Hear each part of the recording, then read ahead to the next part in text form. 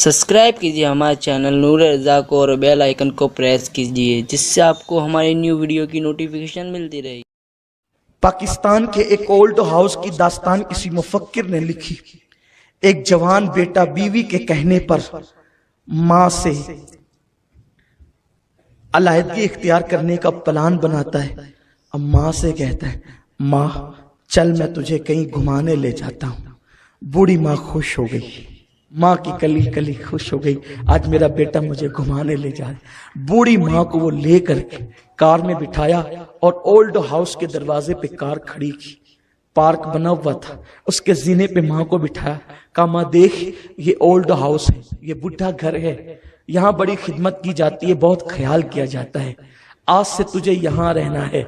अच्छा मैं चलता हूँ, मेरे लिए दुआएं करते रहना, जब जब मौका मिलेगा मैं आया करूंगा मिलने के लिए। माँ ने हसरत भरी नजर से अपने जाते हुए बेटे की कार को देखा।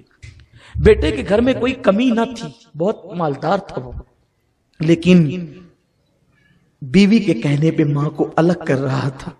माँ ने अपने दुपट्टे से थरथराते हुए हाथों से दुपट्टे से आंसू पोंछे।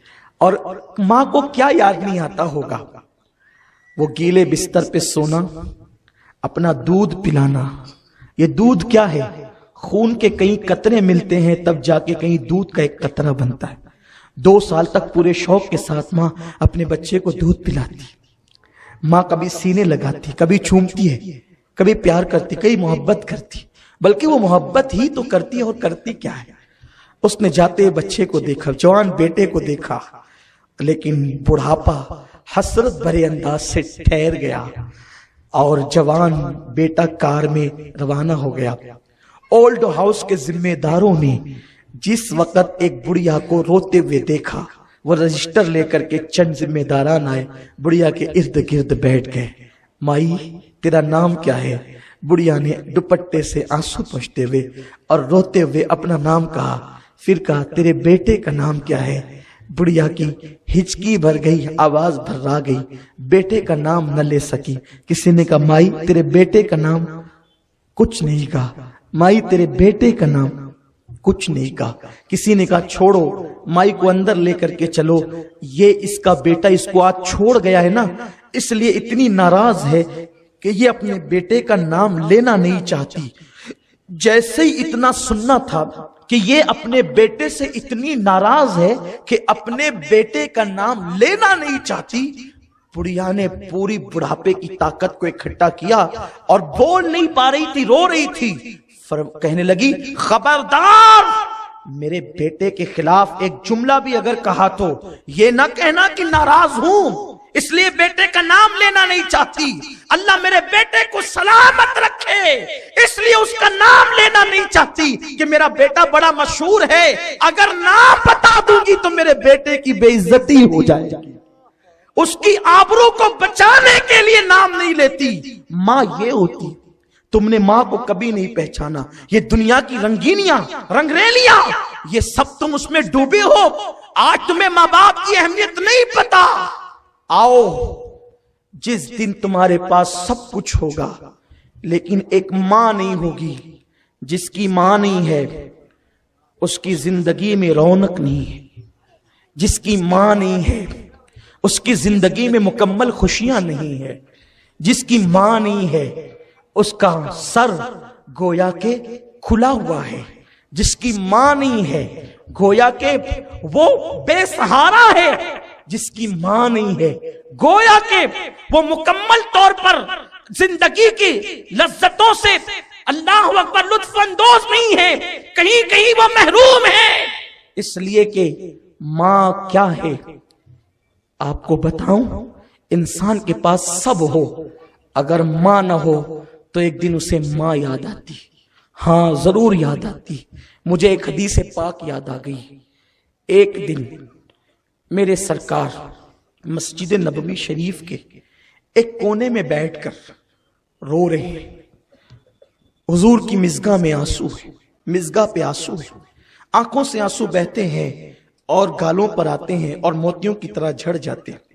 अल्लाह के हबीब को रोता देखकर वो रसूल जो ओहद की सख्तियों में न रोए, وہ رسول جو بدر کی تکلیف میں نہ روئے، وہ رسول جو مکے میں کانٹوں پہ چل کر نہ روئے، وہ رسول جو پتھر کھانے کے بعد نہ روئے، وہ رسول جو بڑے بڑے مصائب مصیبتیں تکلیفیں جھیل کر بھی مسکراتے رہے، جس کی تسکین سے روتے ہوئے ہنس پڑے، اس تبسم کی عادت پہ لاکھوں سلام۔ آج وہ رسول پاک رو رہے ہیں۔ صحابہ نے جیسے حضور کو روتے دیکھا، کون رو رہا ہے؟ حبیب خدا رو رہا ہے۔ کون رو رہا ہے؟ جان آدمیت رو رہا ہے۔ کون رو رہا ہے؟ جان آبرو انسانیت رو رہا ہے۔ کون رو رہا ہے؟ معلم کائنات رو رہا ہے۔ کون رو رہا ہے؟ انسان کامل رو رہا ہے۔ کون رو رہا ہے؟ مالک جنت رو رہا ہے۔ کون رو رہا ہے؟ قاسم نعمت رو رہا ہے۔ کون رو رہا ہے؟ وہ رو رہا ہے جس کے ناز خدا یوں اٹھاتا ہے کہ معمولی سا سر میں درد ہو جائے اور ذہنی طور پہ حضور کو ٹینشن ہو جائے تو اللہ کے حبیب علیہ السلام کو اللہ لامکان پہ بلا کر اپنا دیدار کرائے اور تسلیاں دے۔ وہ حبیب رو رہا ہے جس کو کوئی گالی دے دے تو وہ چپ رہتے ہیں اور جواب اللہ عطا کرتا ہے۔ وہ حبیب رو رہا ہے جس کی گستاخیاں کی گئی تو قرآن مقدس میں جواب اللہ نے عطا فرمایا۔ وہ پیارا حبیب جو لیٹ جائے تو یا ایھا المدثر کی آیت نازل ہو جائے، جو اللہ اکبر خرام ناس فرمائے تو لا اقسم بہذا البلد قرآن کہے، جو مسکرا دے تو قرآن والنجم کہے۔ وہ پیارا حبیب رو رہا ہے۔ اس حبیب کو روتا دیکھ کر صحابہ جو جان سے زیادہ پیار کرتے تھے آگے ارد گرد، حضور ہمارے ماں باپ قربان، آپ کو کس چیز نے رلایا؟ آپ کیوں رو رہے ہیں؟ آقا فرماتے ہیں آج مجھے میری امی حضرت آمنہ کی یاد آ گئی ہے۔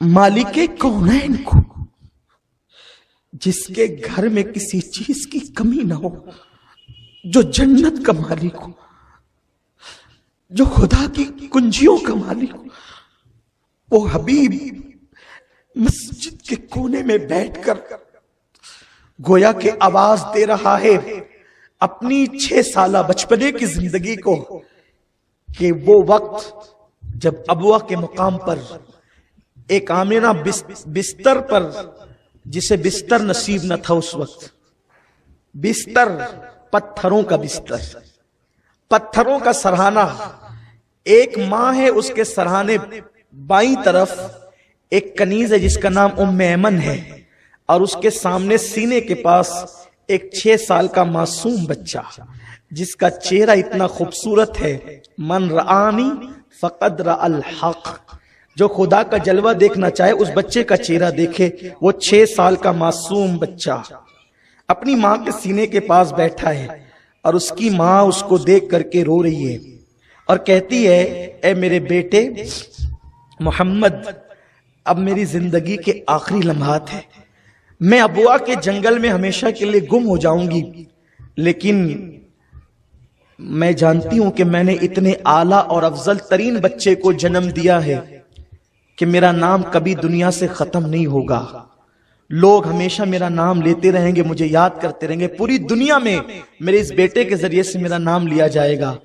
حضور علیہ السلام کو وہ لمحات یاد آ رہے تھے، 6 سال کی عمر میں میری ماں میری پیشانی کا نور دیکھ کر کے دعا کر رہی تھی اور آنکھیں بند کر، حضور کی امی جان حضرت آمنہ کی یہ لمحات حضور کو یاد آ گئے، حضور رونے لگے، آج میری امی مجھے یاد آ گئی۔ حضور کی امی کے آخری لمحات کیا تھے میں نے کسی تقریر میں کہا ہوگا، لیکن آج کہتا ہوں حضور کی ماں پر کے زبان پہ جو آخری جملہ تھا وہ نعت کا شعر تھا۔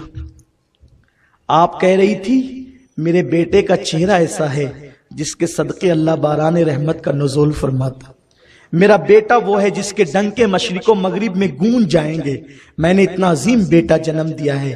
تو یہ جملے کہہ رہی تھی اور آنکھیں بند کر لیا۔ حضور اپنی ماں کے سینے پہ ہاتھ رکھ کے کہتے ہیں امی اور بولو نا۔ حضور 6 سال کے بچے اپنی ماں سے کہتے امی اور بولو نا، ایک مرتبہ کا امی اور بولو نا، تو ام ایمن نے روک دیا، بیٹے جو چپ ہو جاتے ہیں موت کی آغوش میں پھر وہ بولا نہیں کرتے، اللہ کی عزت کی قسم اگر ام ایمن منع نہیں کرتی اور حضور دوسری بار کہہ دیتے امی بولو نا، حضور کی ماں ضرور بولتی۔ لیکن قدرت کو یہ منظور تھا تاکہ یہ داستان امت کے سامنے دہرائی جائے گی. امی اور بولو نا، جو کہہ رہی تھی بولو نا. کہتی ہے جو دنیا سے چلے جاتے ہیں بیٹے وہ بولا نہیں کرتے، چپ ہو گئے. حضور سید عالم، حضور کو وہ لمحات یاد آ گئے. آقا مسجد نبوی میں بیٹھ کے رو رہے تھے اور کہتے ہیں آج مجھے میری امی حضرت آمنہ کی یاد آ گئی. سرکار علیہ السلام کی بارگاہ میں حضور کو روتا دیکھ کر صحابہ بھی رو پڑے. آقا فرماتے اب عشاء کا وقت آنے والا ہے، کاش میری ماں آمنہ حیات ہوتی اور میں تم لوگوں کو عشاء کی نماز پڑھا رہا ہوتا اور میری ماں مجھے کہتی اے میرے بیٹے، اے میرے بیٹے، ہائے ہائے ہائے، اے میرے بیٹے. قرآن جسے طٰہٰ کہے، قرآن جسے یاسین کہے، قرآن جسے مزمل کہے، قرآن جسے مدثر کہے، قرآن جسے والنجم کہے، قرآن اللہ اکبر جسے کاف ہاں یا عین صاد کہے، قرآن جسے انا اعطینا کل کوثر کہے. اور کون کہہ رہا ہے قرآن میں؟ وہ احکم الحاکمین کہہ رہا ہے، جس کو خدا نے جس کے 3000 نام رکھے، نام 3000 نام، 3000 نام ہے جس رسول کے. وہ رسول کہتے ہیں کاش میں عشاء کی نماز پڑھا رہا ہوتا اور میری ماں مجھے کہتی اے میرے بیٹے. یہ بیٹے کی لذت ذرا لیجئے. حضور کو یاد آتا ہے کبھی میری ماں مجھے بیٹا کہہ کے پکارتی. اللہ کی عزت کی قسم پورے ہندوستان میں سفر کرتے ہیں، دنیا میں لوگ جانتے ہیں تحدیث نعمت کے لیے لوگ القابات سے پکارتے ہیں. کوئی عمدۃ الخطباء کہتا ہے، کوئی آل رسول کہتا ہے، شہزادہ غوث الورا کہتا ہے، کوئی ادیب کہتا ہے، کوئی خطیب کہتا ہے، کوئی مبلغ اسلام کہتا ہے. خدا جانے لوگ کیا کیا کہہ کر محبتوں کا ثبوت دیتے ہیں. لیکن اللہ کی قسم کھا کر آج کہتا ہوں سارے القابات سن کر بھی دل کو اطمینان نہیں ہوتا اور نہ میرے دل کو خوشی ہوتی ہے. لیکن جب میں لمبے سفر سے واپس ہو کر اپنے گھر لوٹتا ہوں میری ماں مجھے بیٹا کہتی ہے تو وہ سارے القابات مجھے ہیچ نظر آتے ہیں جو مجھے منبروں پہ دیے جاتے ہیں. اس لیے کہ جب یہ حدیث سامنے ہو نا، یہ حدیث سامنے ہو کہ میں لوگوں کو نماز پڑھا رہا ہوتا، عشاء کی نماز، امام الانبیاء کہتے میں نماز پڑھا رہا ہوتا اور میری ماں کہتی بیٹا محمد ادھر آ. توجہ کریں، توجہ کریں.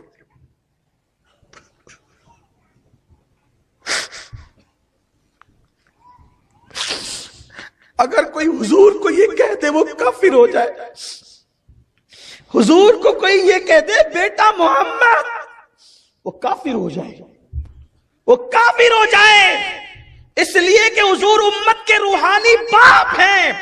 کوئی حضور کو بیٹا نہیں کہہ سکتا، کوئی حضور کو بیٹا نہیں کہہ سکتا. اس میں حضور علیہ السلام کی بے ادبی ہے اور حضور کی بے ادبی کفر ہے. لیکن آقا کہتے کاش میری ماں حیات ہوتی اور مجھے کہتی بیٹا محمد ذرا ادھر آنا. تو صحابہ حضور کو دیکھنے لگے، حضور آپ کیا کرتے؟